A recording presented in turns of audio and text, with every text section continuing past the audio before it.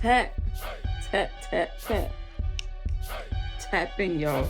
Sly Billionaire with another episode of Big City Fan Talk. I am over freaking joyed. Y'all know why.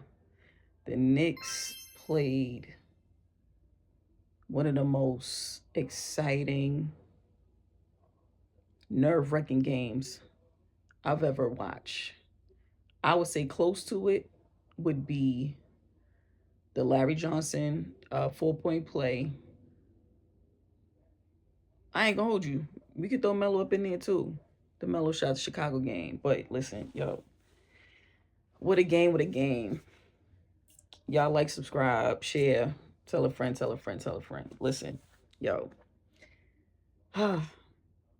When I say I was emotional, I went out because I said, listen, I feel like it's gonna be one of those games. So I went out, got out the house and, set the tone, set the mood for the game. It was good.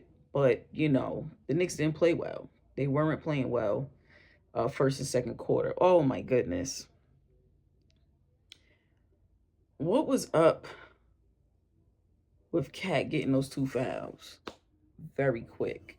I didn't appreciate that. I didn't. It's like y'all not even trying to hide, blatantly trying to, throw the Knicks off. But it is what it is. So we were out of rhythm, trying to figure some things out. And listen, the Spurs, they were on it. They were on it. It was like they couldn't even miss. And they was doing their part. They did their part as they were supposed to. Ooh, hoo, hoo, hoo. I'm sorry, y'all, because some things are just coming back into play. Man, we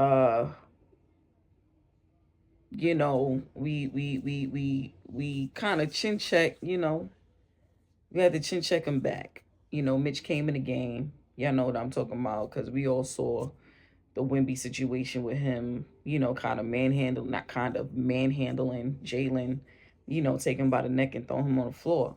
A lot of people saying, oh, well, Brunson was holding his jersey. Okay, it's one thing to hold somebody's jersey, and it's another thing to take your whole hand and, you know what I'm saying, throw somebody to the floor. That's crazy. And laughing at that, us real New Yorkers know how much that boils our blood. And those of us who play ball, you don't get away with stuff like that. You just don't. Some way, shape, or form, we gonna get back. But we also have to realize it's Alvarado, and like I said before, it's Alvarado and Cat, who's the real New Yorkers who really got that. But Alvarado wasn't in the game, but he definitely sent the warning after that game, like, yo, you won't do that again. You know what I mean? Again, not trying to hurt nobody, but listen, nah, but you gonna feel our presence.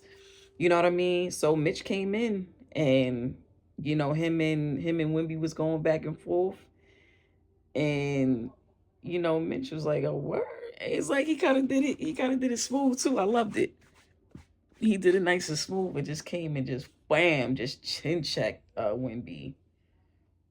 Yo, I was like, when I was watching the game, I was like, hey, I mean, this he ain't taking this light no more. This ain't gonna be no cakewalk. But anyway, so again, Spurs still killing us after that. We trying to figure it out. We tried to figure it out. Mike Brown trying to throw different pieces out there. He left Alvarado out there for a bit. It was so bad because, with the foul trouble of Cat and then Mitch, I'm thankful he threw Huck Porty out there because, yo, you go back to the midseason championship, Huck Porty was a good part of, holding down the center position.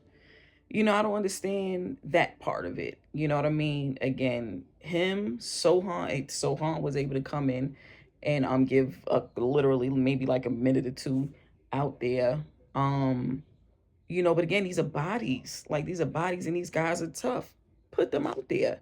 You don't have to run Cat to the ground, or you don't have to force him to stay out there if he ain't really got it for the night. You got Mitch. You got Huck. You know what I mean? You got Sohan. I know everything is size or whatever it may be, but again, just like how they do Cat and they put little guys on Cat, giving him trouble, Let's do the same. Our little Alvarado holding it down. Did he block him? Of course he's not going to block him, but he made him feel uncomfortable. And that's the least you could do, is make the player feel uncomfortable. And Alvarado in that second half, he came in and was a difference maker. So I'm thankful for that, for Mike Brown being able to see things like that. But man, I was just so okay. So by the half, I left the spot and I came home. I was like, it was so crowded. I was like, yo, I know if I get up, somebody want to try to get my seat, and that was fine. So I said, you know what? Let me go home because for me, it was getting pretty late. I knew I had to get up early. Um, walked home, came home and finished watching the game. I felt bad for my family. You know what I mean? Again, I purposely go outside because I'm excited. All these videos of you see these fans' reactions, trust we pretty much all might have had the same reaction. I have a treadmill in here, and yo, I almost tackled that joint. Like when it got to the OG shot, we'll get to that or whatever it may be. So Mike made some adjustments, and I just felt it when it was go time. JB came in, he just, bro, automatically, and it's crazy. So we scored 5 straight, and then Spurs coach called the timeout. He already know. Listen, I pray at some point we do figure that out, that we allow ourselves to get down so much, but we find a way. Even at half, text out, not text out, like, just put out there on social media is like, yo, it ain't over till it's over. This is halftime. We down. They said, well, like 29. It ain't over till it's over. We know as Knicks fans, the Knicks are like a fourth quarter team, and we find a way. We always find a way. So I was banking on that, and they were doing it, chipping away, chipping away. OG hitting threes. What's his name? Alvarado coming in and contributing great minutes, effective minutes, which I'm thankful for. I was yelling at him a little bit too because stop being so passive. I get it. You want to get Cat involved, want to get the other guys involved, but you are an offensive threat as well. You gotta take advantage. You a little guy, just like he did on Champagne. Did that little spin move up to the, like, yo, you got it.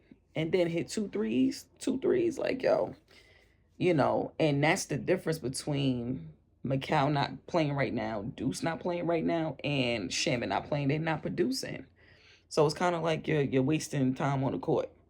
You know what I mean? Because we need somebody who's going to play the defense but also score, and that's what Alvarado did. And I'm thankful for Mike Brown to giving him a chance out there, and it helped everything click. That's all Brunson need, and that's why I'm like, yo, Brunson's not a point guard.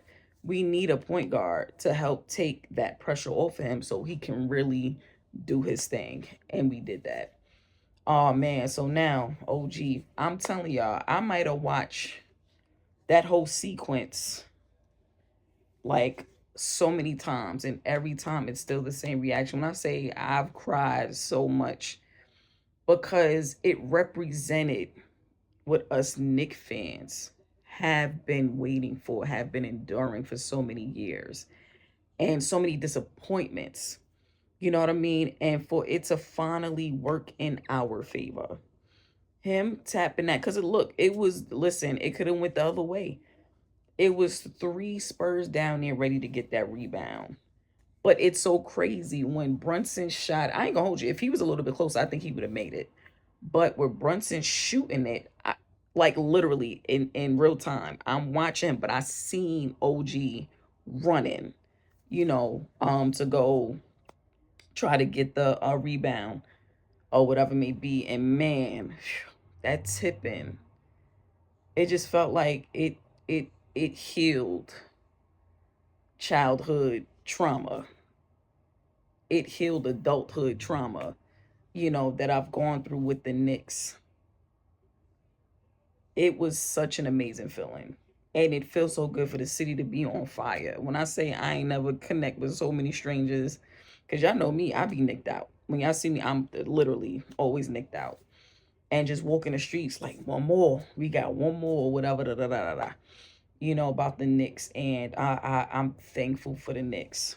I was praying heaven down for this game, and I'm thankful that my faith wasn't wavered. It wasn't, and I believed we was gonna pull us out some type of way, and we did. But we could rest now for a couple days. Next game is Saturday. We gonna be ready for it. And like I told a couple people, like, yo, like, I ain't gonna hold you. If we don't pull it out in San Antonio, I don't like. Listen, I would love for us to pull it out at home. You know what I mean? Like, that'll be fire. But listen, if we can just end it off. Let's end it off. You know what I mean? NBA might have it some other way. You know what I mean? But listen, let's get this one in. Let's get this over with. Shout out to all the fans. Listen, y'all. Let's grow this channel. This is for the fans. This is for us. I am a diehard Knicks fan that's been a Knicks fan literally since I can remember. You know what I mean? So, yo, let's grow this fan page. Let's get to it.